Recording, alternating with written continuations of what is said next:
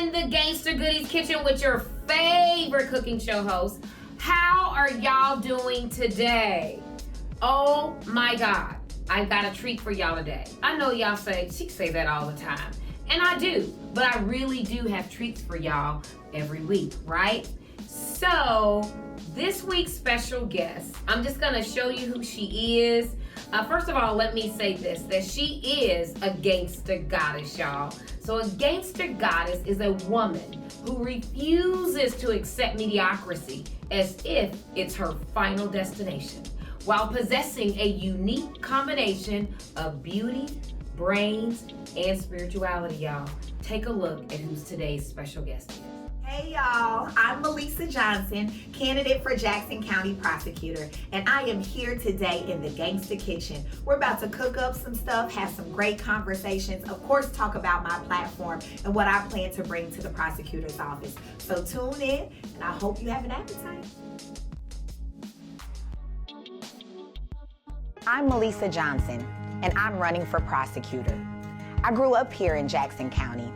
I've spent my career fighting crime as a prosecutor and a public safety director. Community safety is not negotiable. Families deserve to get together without fear. Children deserve the right to feel safe at school, and victims deserve swift justice. I'm from here, and I'll always fight for justice and accountability.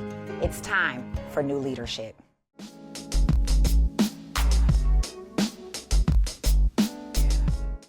Hey y'all, welcome back. You're in the Gangster Goodies kitchen with your favorite cooking show host. And I have the lovely Melesa Johnson. Yay! Y'all give her a hand clap. Yes, we might be cousins, by the way. We probably are. Yes. We got that last name Johnson, you know. Yes, we do. Somewhere. Yes, we do. I want you guys to listen up. For more than one reason. I want you to try this recipe. It's quick, it's easy. Get in the kitchen, y'all, with your families. Show your kids how to make these simple recipes, you know, and it's whole ingredients, you know, instead of giving our kids processed foods. You know, that's our job, right? Is to make sure that we're giving our kids all that they need so that they can go out into this world and be successful. That includes what they put in their body. Absolutely. Fuels their brain. And so I want y'all to take a look at the ingredients for today's recipe, y'all. It's a simple salmon bite recipe. We're gonna serve it over rice, and you can add a vegetable to it, and you have a whole meal, y'all. Quick and easy, just like that.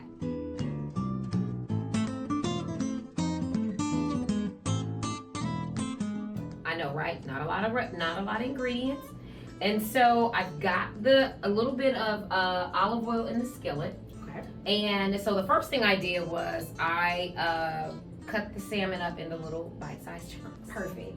Yes, and so we're just gonna put them in here. Alrighty. Not quite hot enough, so we're gonna give it a second. Now, a lot of people don't know this about me, but I definitely know my way around the kitchen. Okay. If I was not a lawyer, I would absolutely be a chef. I am the extra person in the kitchen. I want to make everything from scratch. Yes. The whole nine. I love it. Like, it's a bit crazy. It is. It's a bit crazy. Love it. But it's really my labor of love. Like, I like to make fresh bread. I know how to make challah. I know how to make brioche. I know how to make. Yes, I had a little brief sourdough era as well, and I would make my own starter. So yes, I am like, this is right up my alley. Wow. Food, especially homemade food, always signifies family and togetherness for me. Yes. When my grandmother was still with us, every single Sunday after church, we would have chicken and waffles. We would have family brunch at her house. Every single Sunday. Wow. Yes, my family is kind of scattered across a couple of different church homes. Okay. But after service, we would all converge on Grandma P's house. Yes, But my love language has Yes. always been feeding people Yes. that I genuinely value and care about. It's Yes. nothing more fulfilling It's to me not. than that. I'm with you. Yes, ma'am. You are my soul sister. Yes, I yes, love yes. it. I love it. So should I go ahead and start putting together the sauce? Yes, so if you want to, yes, go ahead and start putting together the sauce. Okay. So we got some soy sauce for the sauce, you guys. And we've got some honey. And we have some red chili paste. And we have some fresh ginger and some fresh garlic. So fragrant. Yes. And it's gonna be yummy, yummy. Now, Melesa, tell us, are you from Kansas City? Born and raised. Okay. Born and raised Okay. in Kansas City. What high school? So I was supposed to go to Central High Okay. School based off of where I lived. Okay. But at that time, they didn't have accreditation. Okay. And, I'm a huge believer that every child is just one caring adult away from success. Oh, yeah. And I'm just thankful that my caring adult was my hardworking single mother that I worked know 3 that. jobs to send me to private school. So I went to Bishop Miege, and my Okay. sister went to Bishop Miege as well. Okay. Yes, Awesome. I love it. And it was great, for me. I lived and still live right smack dab in the urban core. And so, I think without me even knowing that living in the urban core and going to a school like Bishop Miege, which is predominantly white, in Shawnee Mission, Kansas, was preparing me for my future, right? Absolutely. Right? Like, yes. I still have to be authentically me. Yes. But the spaces that I navigate in as being an attorney, as working in politics, as working in policy, Yes. I'm constantly, Yes. it's very, very diverse, or actually sometimes not very diverse environment. Exactly. And I'm the only representation of diversity usually. Yes. And so understanding how to navigate that Yes. at a young age really set me up for success. Yes. I love that. Now I'm gonna add this chili paste gradually. Yes, gradually. I was gonna say, look, see, I didn't even have to tell you. How do you know it? Now, if you put all of that chili paste in there, Right, it's like, that's gonna be kind of hot. coughing up a storm. Yes. So that's where I went to high school. Okay, now what about college? So for college, I went to Columbia University in New York City, an Ivy League school. What? I know. Oh my God. And when I was deciding where I wanted to go to school, because I also ran track all of my life, like since I was 5 years old. Really? And so I had Gail Deaver's dreams. Yes. Okay. Yes. I thought I used to have the nails, the half up, half down, Oh, with the I one love leg. it. Yes. I really thought I was going to be the next Gail Deaver's job because I also ran hurdles. Right. And this is the importance of being honest with your children. My family sat me down and said, listen, baby, you good, but you're not that good. Yes. You need to go study. Yes. Go Yes. get your degree Go at a get your very degree. prestigious university. Yes. The likelihood of you being the next Gail Devers, we don't want to diminish your dreams, but there's a greater likelihood Yes. of you getting this degree that will set the rest of your life off in a different trajectory. Absolutely. And so after a little bit of fighting, that's exactly what I went to do. I love it. Now, okay, I can't remember but correct me if I'm wrong. Did Barack go to Columbia? Barack Obama did go to Columbia. Yes, that's what I Did go to thought. Columbia, and a bunch of other established figures. Stokely Carmichael, one of the founders of the Black Panther Party. Yes. Went to Columbia University. And so, being on those grounds, a little black girl from the east side, Yes. it was truly an experience. I mean, I got to go to all of the museums in New York, so like the Guggenheim, the MoMA, the Met for free. I got to go to discount Broadway shows. So having my coming of age story in a city like the Big Apple, Yes. it really kind of broadens your horizon. Oh my God. Yeah, it was really, really Yes. cool. It was really cool. I love that. Wow. I didn't go back to school until I was an adult. Yeah, I worked for Congressman Emmanuel Cleaver for 3 consecutive summers while I was in college. Okay. 1 in Kansas City and then 2 in Washington, D.C. And so that was kind of like my first real exposure to politics. I started to learn more about politics touches everything. Yes, it does. It touches everything. And so I was like, you know what? I got an opportunity through the Congressional Black Caucus to go work for Congressman Emmanuel Cleaver. Ooh, I And love it was, oh my gosh. I love it. Once in a lifetime opportunity. Because, politicians get a bad rap. Yeah. Everybody thinks they're all crooked, they're all morally corrupt. Yeah. But then we have somebody who is endearingly called Rev, Yes. leading on behalf of Missouri's 5th congressional district here. Yes. And seeing him navigate all of the craziness, it was a lot less crazy than it is now. But even then, it was just so affirming to know that you can be a politician and keep your moral compass. Yes. And so I learned a lot of that from Congressman Cleaver, a.k.a. Red. I love it. Yes. And so after your time with Reverend Cleaver, then where did you go? So New York was great. Don't get me wrong. I Okay. loved it. You know, I definitely was on the party scene. I had my Thundercat era as well. I know that's Out in the right. streets of New York and learned a lot. Absolutely. And made lifelong friends as well. Yes. We called our little friend group SAS. We had a little Okay. name, and then of course I pledged the sorority as well, Alpha Kappa Alpha. Okay. Okay. Yes, I'm a legacy. My mom's a soror, and I have a bunch of surrogate Wow. auntie sorors. But there's nothing like home. Nothing There's like just nothing home. like home. I didn't My know. family's here. All of my friends are here. Yeah. At that time, I didn't have godchildren, but I have 5 godchildren now. Yes. You do? I do. I'm like, listen, friends, don't ask me anymore. No more?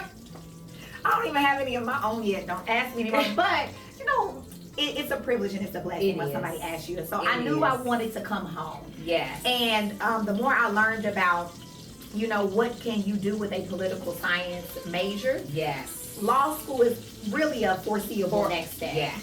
Yes. And I knew that I wanted to go to a law school where the alumni base had a big presence in Kansas City because I always knew this was going to be my final destination.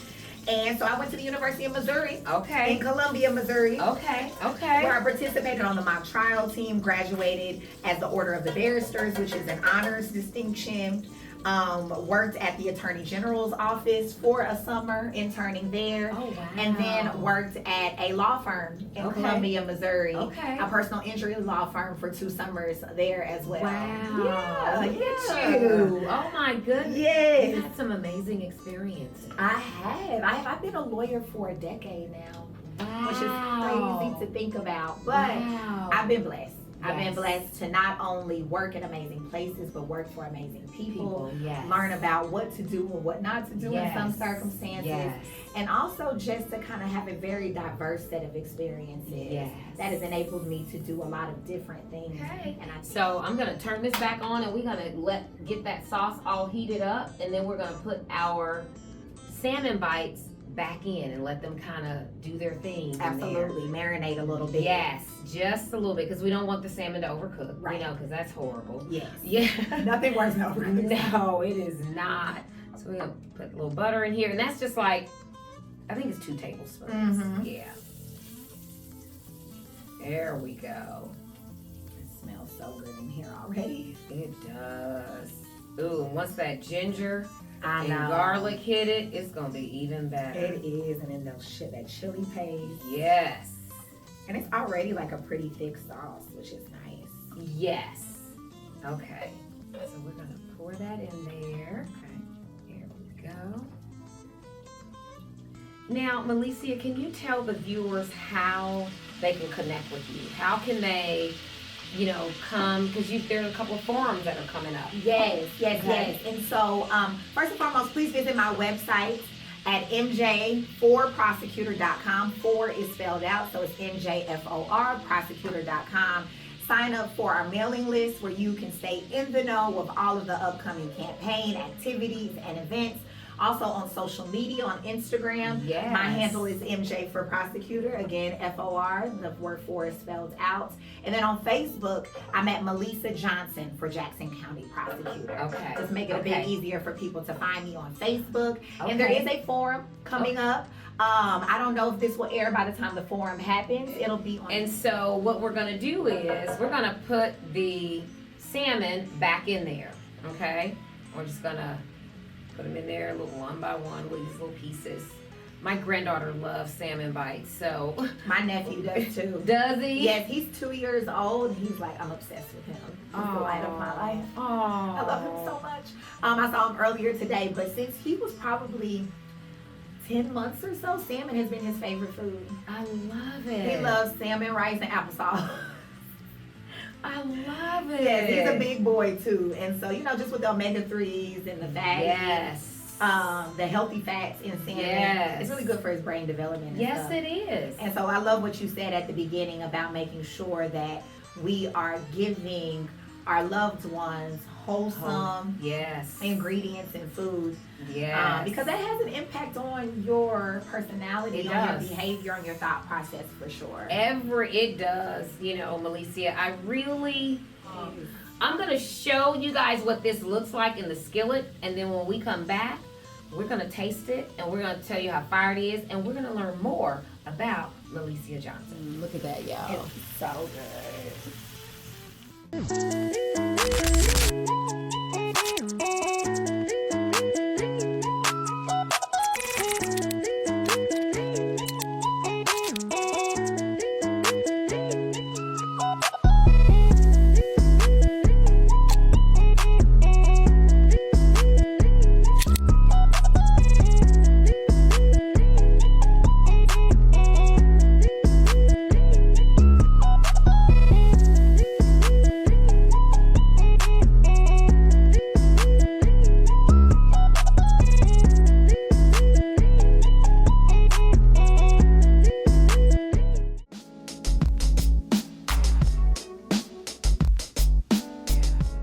Okay, y'all, we are back. I want you to come a little closer so you can see this dish up close, y'all.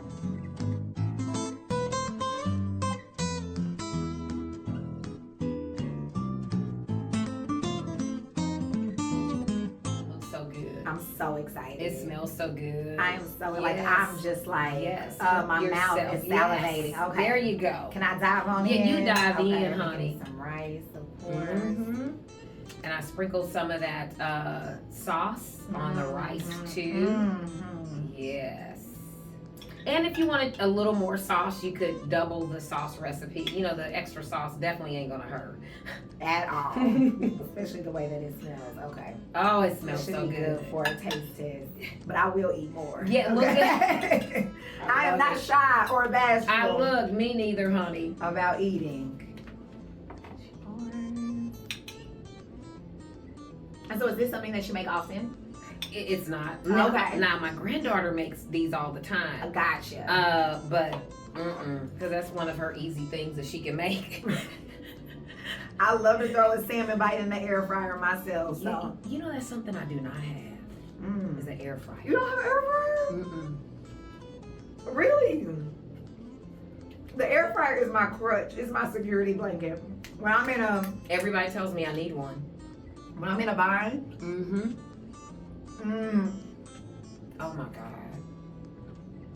That sauce. It's the sauce. But it's also the crunch on the salmon. Yes. Mm-hmm. A slight It's a slight crunch. crunch, but that ginger is coming through. Ooh, that ginger is fire. Because you can tell I watch cooking show, the ginger, I'm getting the notes of the Yes. ginger and the chili paste. Yes. The heat and the sweet balance each other out Yes. perfectly. Yes, it does. Mm. Y'all have to try this. We'll put the recipe up, y'all, so you can try it. Something your kids can get in the kitchen with you. One can make the rice. You can have the other one to make the sauce while you make the salmon. Because, you know, one of the things, too, Melesa, is that being in the kitchen is also a place of, you know, education. Absolutely. You know, a couple of people asked questions on Facebook. So Okay. I put out there, I said, hey, I have 2 guests coming that are running for Jackson County Prosecutor. What y'all want me to ask them? Okay.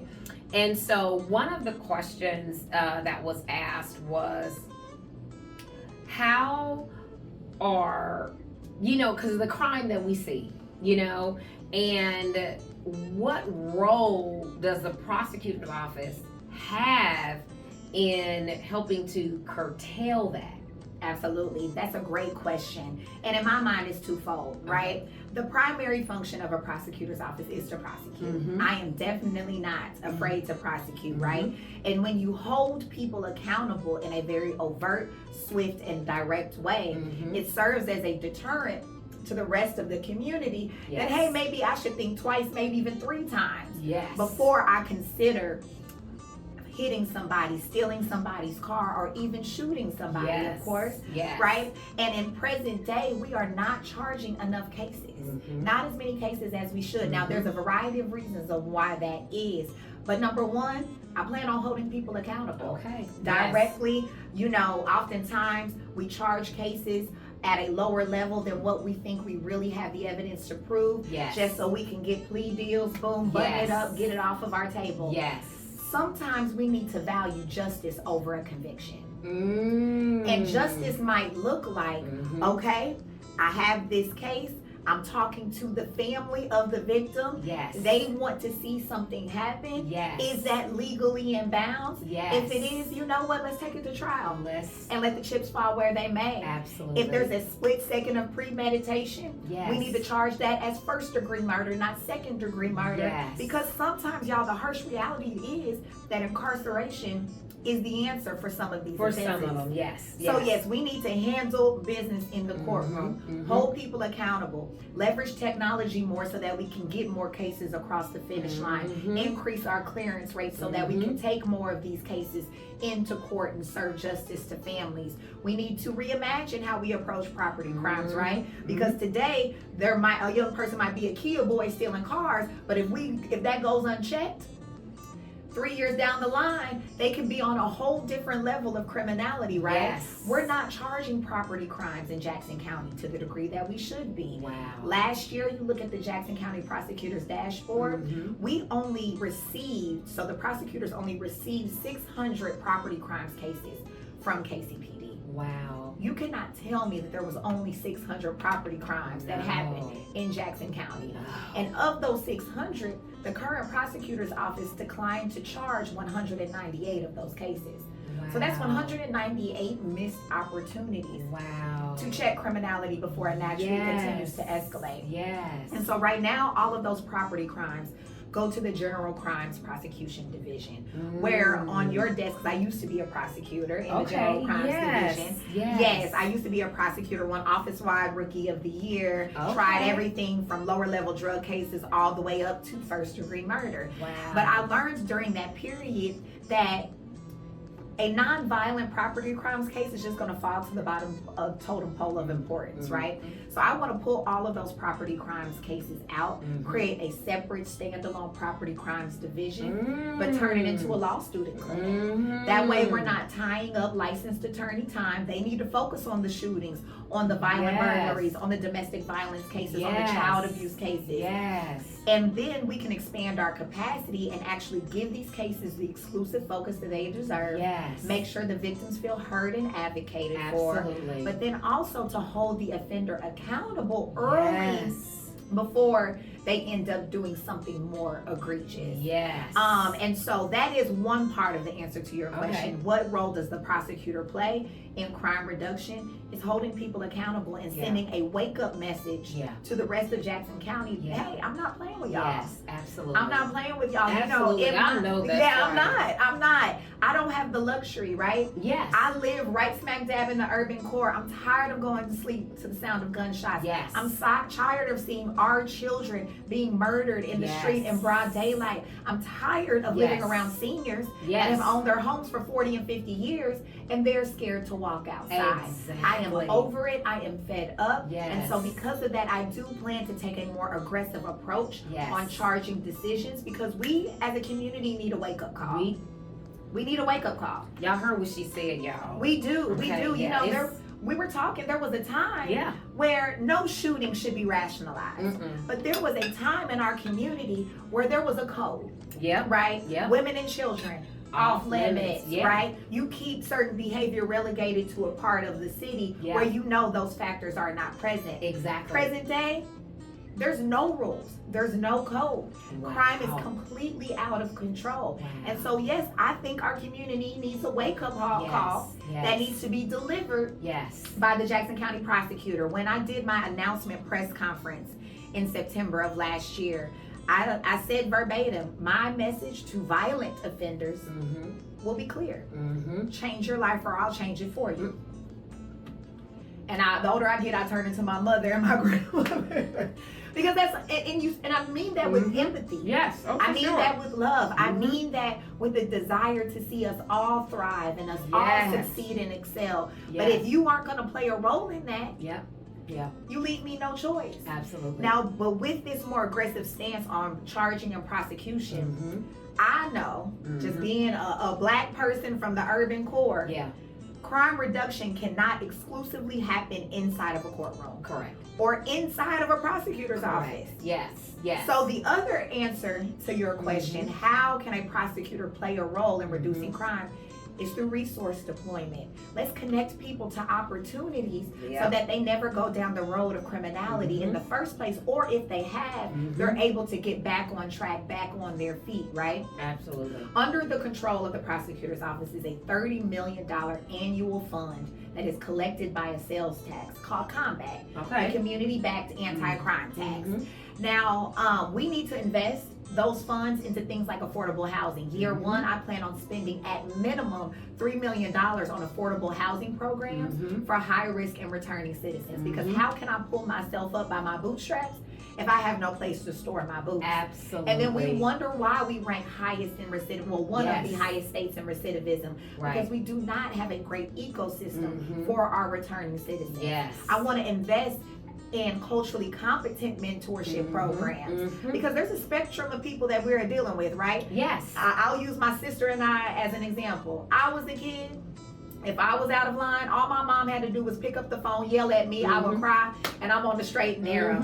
And my little sister is a different story. She needed a little bit more involvement in her rerouting, right? Yes. There are some people at the center of crime that, you know, one engagement with a program or one pamphlet to connect them to resources, that's sufficient. They're going to avail themselves to help, right? Yes. On the opposite end of that spectrum, we need some of our former gang members, some of our formerly incarcerated individuals that are now leading full and productive lives to wrap their arms and their experiences around people at the center of crime. Because I know plenty of people that have done wrong in their past, but they are leveraging their experiences present day to do right for the future. Absolutely. We need to give them a valuable stake in this work through livable wage jobs, because we have a bad habit of asking people to do stuff, but then we don't want to pay them to do it. Right? Then we don't want to pay them to do this. So we need to invest in things like that. And then I actually want to start a brand new diversion program. Okay. Currently at Jackson County, we have Veterans Court, Mental Health Court, Drug Court, which are great programs. They're basically an opportunity, if you have been charged, to work some steps and get the case expunged from your record. Right? I want to start a brand new court that is actually tailored to the leading root cause of crime, which is poverty. Where there is opportunity, there will naturally be less crime. So I am going to start what I will call the opportunity court. All you have to do to be eligible for this opportunity court is two things: have an eligible offense, so a nonviolent one, and then make under $20,000 a year starting off. I do plan to increase that threshold over time because we know there are plenty of people that categorize as the working poor. They have full-time jobs, but are still categorized as in poverty. But you know, we have to start somewhere so we can prove results and then get more funding to open up the program. So starting off $20,000 a year or less and have an eligible offense, you will automatically be connected to modern workforce development opportunities, because historically we have really only offered construction jobs to high risk and returning citizens, which is honest and can be very lucrative work, right? But what if you want to be an entrepreneur? If you want to be a chef, if you want to code, if you want to be a real estate professional, having the full slate of opportunities available to vulnerable people, it increases the likelihood that they will actually see a program through. Absolutely. But a job in isolation is not going to cut it. You will also receive conflict resolution training, because you need to know your means of resolving conflict on the street will not translate well to the employment realm. You cannot curse your boss out and expect to keep your job. Life just does not work like that. And then also financial education as well. So you can learn how to be a good steward of your new earnings. Let's learn about 401ks.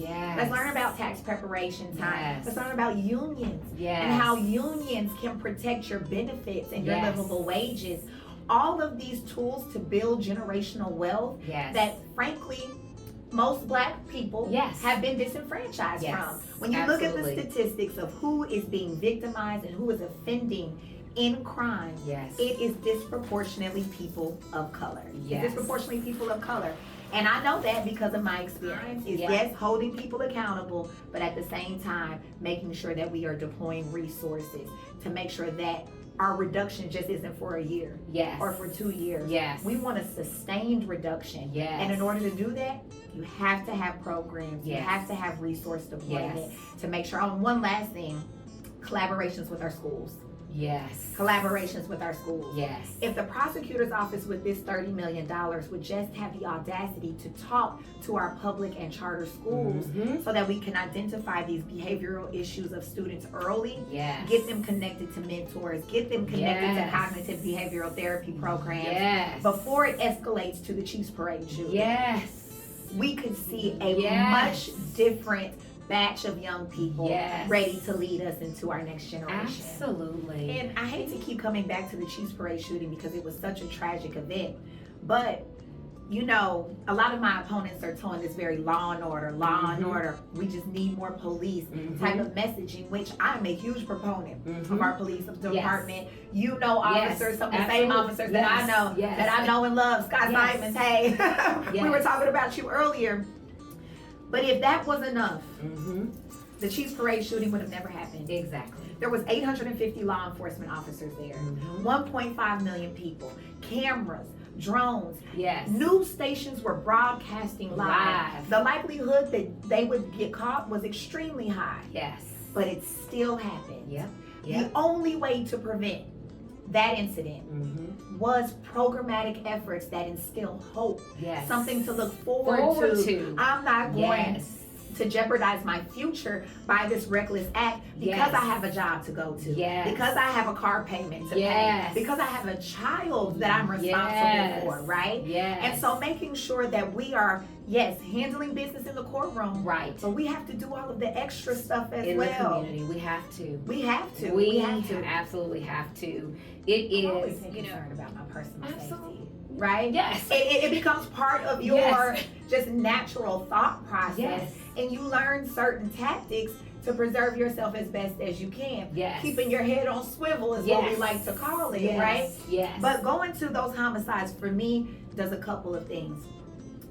If we really want to talk about bringing law enforcement, politicians, the criminal legal system as a whole closer to community, that's what I see myself doing in those moments. You got to show up. I'm of the community, so I'm representing the community, but also connecting with the community that I come from, that I've chosen to still live in. But also standing side by side with police officers, with prosecutors, with Casey Mothers in Charge, with all of these organizations that Pat Clark, that respond, Tommy Simmons, that respond directly to these homicide scenes. I see myself as a bridge. And that's very, very important to me. Absolutely. Because we, as Black folks, we have a reason to be reluctant to have good relationships with law enforcement. I mean, look at the history, look at the inception of police departments. But we are constantly preaching to them that they need to be better to us, and they do. Don't get me wrong. But we have to open a door as well. We do. We have to open a door as well. Right? It ain't just all on them. It's not. I know some amazing Black men on our police force that live right around where I do. And to see sometimes the hand that they are dealt by communities, that they really are trying to help. Now, I know there are bad apples, and I know that there are bad actors. Absolutely. But let's give each officer a chance. Right? And so I love that from my current position and hopefully my next, I get to have these conversations in a very real way. You know, in my current job, I lead this task force where we look at different commercial businesses that have had a lot of public safety challenges. About a month ago, we were at this liquor store doing a visit. There had been a number of shootings, a bunch of houseless in campus, etc. And I was with a bunch of police officers when we were doing our site visit. This young lady, she was so sweet. She was a hairdresser that worked at a barber shop not far away from where we were. And she asked me straight up, should I be shopping here anymore? Like, is it okay? And I'm like, no, everything's fine. We're just conducting a site visit. And she was telling me that she does hair and that she wanted to do my hair. So I told her to go get one of your cards and bring it back to me. I guess when she went to the barber shop, her co-workers, Black men, got on her about talking to the police and talking to me, calling her an op, calling her a snitch, etc. And so I'm like, let's go walk to the barber shop. I know that's right. Let's go. Like, which one of y'all told this young lady that she was a snitch or a rat just for having the audacity to talk to us? This is the stuff that we have to get through as well. And it has to be healing and togetherness from both sides. Yes, it does. It has to be. Yes, it does. And we have to be aware of the fact that we need to elect people that can do that. Yes. Some community engagement just can't be taught. It just can't. It just can't. It's either there or it's not. And these are the realities that we have to stop tiptoeing around. Absolutely. Because we'll never be able to get through them or past them if we don't get real about some of these factors. You're so right. Oh my God, yes. You know, this morning in church, the pastor made a great analogy. When ducks are walking across the street and they stop traffic, they're walking like they don't even realize or that they don't even care that these cars have the full capacity to harm them. Right. But they're just walking in purpose. Yes. They're walking in what they know they are here on earth to do. Yes. And that's how I just view myself, you know, having to continue to walk. This is not an easy job. My current job's not an easy job. The next one certainly won't be. Exactly. I'm going to get it from all sides. Yes. I'm going to get it from my own community. Oh, yeah. Because accountability is and will be a part of the equation. Yes. I'm going to get it from the abolitionist community because I do plan on holding people accountable, right? I'm going to get it from other demographics because of a lot of my programmatic efforts. They're going to see me as trying to hug a thug, right? Yes. Right? Yes. And so understanding that I have to have a certain amount of resolve, which frankly I do believe growing up where I grew up and living where I live gives me. Oh yeah. I don't have the luxury to play politics. I'm trying to save lives. Absolutely. And so we can leave that to the performative stuff, to the performative people. Absolutely. I'm about what works. Yes. And one of the only ways you can really know what works is living in it. Is living in it. Absolutely. Absolutely. Thank you so much for your time, your energy, your smile. You too. This is so fun. I'm going to finish my plate too. Yes. I want you to tell them one more time how they can reach you, and we'll make sure we put all of that information up so you guys can tap in. The election is August 6th. August 6th, y'all, okay? This is a primary election, so y'all come out August 6th. Okay, we need y'all. We need your vote. Come out. If you haven't already registered to vote, register to vote. The deadline is July 10th to register to vote. Okay. Yes. Okay. And so if you've moved, you know, you changed your name, you got married, all those things are things that you need to contact the election board on, so that when it comes time to vote, we don't want no smoke, right? You know, we don't want. There's already all these games on keeping the black and the brown away from the polls, okay? So let's do our part, okay? There are guidelines in place. Let's just follow them so that we can make sure that we do our part. Absolutely. Right. And this is the most important race on the upcoming municipal ballot. Yes. We can have all of these fancy things coming here. United States Conference of Mayors just left. World Cup is coming. Yes. You know, I got to see Beyonce in Kansas City. Yes. Okay, so we are. Yes. We're growing and we're getting on an international stage, but unless and until we resolve this issue of crime in our community, we are going to continue to thwart our growth as a city, as a county, and as a people. Yes. And so August 6th, please go vote. Yes. Our ancestors paid the ultimate price for us to have this opportunity. And so you can find more about my platform, about me, about my specific and detailed strategies, because a lot of people will talk about what we need to do generically, but I'm all about the how. How do we get there? So please go to my website. That's Melesa Johnson, MJforProsecutor.com. Again, MJforProsecutor.com. On Instagram, I'm MJforProsecutor. Again, the 4 is spelled out. And then on Facebook, Melesa Johnson for Jackson County Prosecutor. DM me, message me, sign up for our mailing list. If you want to volunteer, you can sign up on the website. If you want a yard sign, you can order one on the website, and we will deliver it to your door. You all, we are on the cusp of a historic opportunity. If elected, I'll be the first ever person of color to lead the Jackson County Prosecutor's Office. And it's not about making history. It's about the results and the efficacy that we can garner from having somebody in that office that is of a community most impacted by crime and that has been affected by crime in a personal and genuine way. Absolutely. So, I love it. Y'all heard what she said, okay? And y'all try this recipe. Please do. Y'all go check out the website. sign up, get involved, and vote, y'all. Yes.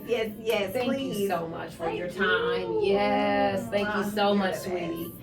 You guys enjoy the rest of your day, and don't forget to do something to make your soul happy. Peace out, y'all. Mwah.